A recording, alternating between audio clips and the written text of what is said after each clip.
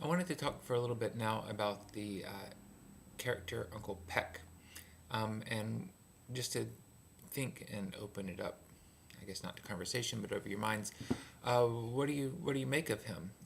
Specifically, does your view of him change throughout the play? Um, and I also wonder, what's it like, sort of reading the play versus seeing it. He could be played as being very sort of sinister and seethy. He could be played as being very very troubled. He could be played as being dumb, and all these different aspects are going to really affect an audience's perception of him. But just think for a second for yourselves about how this might have changed for yourself. Um, and I wanted to pay attention to the fact that Vogel, the author, really um, characterizes him. She sort of plays him in such a way that he's not completely vilified. And there's at least three or four things I wanted to call attention to. So one of the questions going on maybe is he a pedophile? Uh, is he a bad pedophile? I don't know. However we might want to characterize that. But I wanted to address four things to think about. Excuse me. The first one is the fact that he's not a blood relative of Lil Bit. He married into the family. So as far as on the books, it probably cannot be considered incest because he's not a blood relative. The second point that we could think about is that he's a veteran, and the veteran of World War II, the Good War, and he's also suffering from some sort of unknown experience back then. So we have reason to feel sorry for him because of what he's undergone, and that sort of maybe all of his behavior is sort of some some attempt to recover something that he's lost or undergone. If any of you have read Nabokov's Lolita, Humbert sort of describes his situation in the same sort of way that he was. His whole love of Lolita and of women of this age was because he was trying to regain this experience that he had lost when he himself was around 14 or so. The next thing I wanted to point out is just that Peck says that he loves Lil Bit, that he always has since she was born, that he's always taken care of her and watched out for her, and that maybe we could not be as dismissive of what he does because of he's doing it out of love. Oh yeah, he also sort of waits for her to be of age before he had sex with her, although he certainly fooled around with her, or before he tries to have sex with her, although he's fooled around with her before, and he never does anything without her consent. Sort of, we'll have to say, how it is that consent comes about with a girl that age, but also how he sort of weaves things, gets to be just downright manipulative. And fourth, you just might want to think about whether, according to present psychological views, he is a victim of pedophilia, whether pedophilia is a disease, whether it's a sort of response to trauma that the pedophile himself can't really fight without some sort of therapy or drugs or both. So he's sort of a victim in the cycle of pedophilia. This becomes clear in the play, or as at least is hinted at in the play, and that maybe he could sort of be let off the hook as far as his personal agency. Now, how far that convinces you, or whether that convinces you at all, that can be up to debate, or you can write about that a little bit later. But I did at least want to put those four aspects on the table.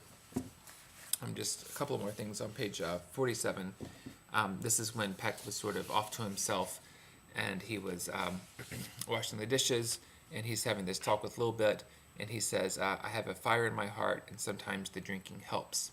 Now we're going to learn that this fire in his heart is actually a fire that he has for a little bit, that the drinking sort of causes to subside, but he's suffering under alcoholism, we could say. And then at the very end of the play on page 55, Peck drinks himself to death. It says it took him 7 years, so he loses his wife, his home, and basically just devotes himself to drinking. So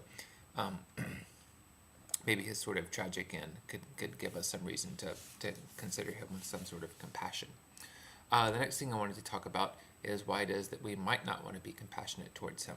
So how what is it about Peck that makes us want to be somewhat merciless towards him? The first thing is on page 15 or so. This is where it's said of Peck. Let's see. This is Aunt Mary. This is when Little Bit's gotten flustered at being called being called names by Big Papa, and Aunt Mary says there in the middle of the page, Peck's so good with them at this age, right? So Peck sort of has experience somewhat with girls around this age and can sort of talk a little bit down. So that's rather curious. Next thing I want to look at is on page 17. This is when Little Bit's a little bit older, and she talks about having driven really recklessly, but she never got a ticket. So there at the top of page 17 says, "My hands on the wheel in the 9 and 3 o'clock position. I never got so much as a ticket. He taught me well." So again, this behavior of pedophiles being able to do dastardly deeds and walk away scot-free. So that's another strike against Uncle Peck. The next thing that's interesting is on page 24. This is the fishing lesson with cousin Bobby. I assume this is BB, Blue Balls, who's mentioned earlier, and just just want to look at one little section of it, but we can see him doing the same sort of thing here. This is in fishing again. Manus, another sort of hand activity, which is going to be related over into the sexual realm.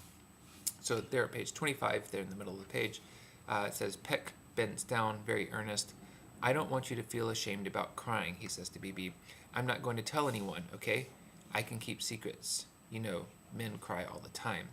They just don't tell anybody, and they don't let anybody catch them. There's nothing you could do that would make me feel ashamed of you. Do you know that? Okay? Do you want to pack it up and call it a day? I tell you what, I think I can still remember there's a really neat tree house where I used to stay for days. It's still here. It was the last time I looked. But it's a secret place. You can't tell anybody we've gone there, least of all your mom or sisters." So this is pretty standard sort of pedophile techniques. You know, you sort of find somebody who's vulnerable, make them feel like you understand, and then take them to some secret place. You don't let the child tell what's going on in the secret place. To the child's mind, it's because this is a secret place. I don't want the elders to find out about it. In the mind of the pedophile, this sort of acts as a little buffer, so that he can sort of have this place reserved where adults can't get, and the kid sort of has other reasons why he's not gonna talk about it. So seems like a pretty clear case there. There on page 40 we have this is in the basement following the dance. So this is when the photography session starts up, and this is Uncle Peck's turf where he has his manly toys and so forth. And just wanted to pay attention to one little thing there. There where Uncle Peck says, "So what if they return? I told you, I told them you and I were going to be working with my camera. They won't come down. Look, are you sure you want to do this?" Lil Bit says, "I said I'd do it, but I know you've drawn the line. That's right, no frontal nudity." So again, he set up this sort of space to be secretive, and really pay attention to that. "Look, are you sure you want to do this? Do you want to do this?" And Lil Bit says, "I said I would." So he's trying to make her feel like this is something that she wanted to do all along, and she's trying to say, "No, this is just something that I said that I would do." There's parallels between George at the dance as well with Uncle Peck earlier. So you think about George only being concerned about Lil Bit's breasts. He's staring at them and going up. He's short, so they're right at eye level, and he sort of encourages her to dance and to sway to the music. This is the same words that Peck's going to be saying to her while he's photographing her, just to sort of close her eyes and sway her body to the music. So this sort of parallel between the short little dancing pervert and the kind of perversion that Uncle Peck is doing is pretty clear cut as well.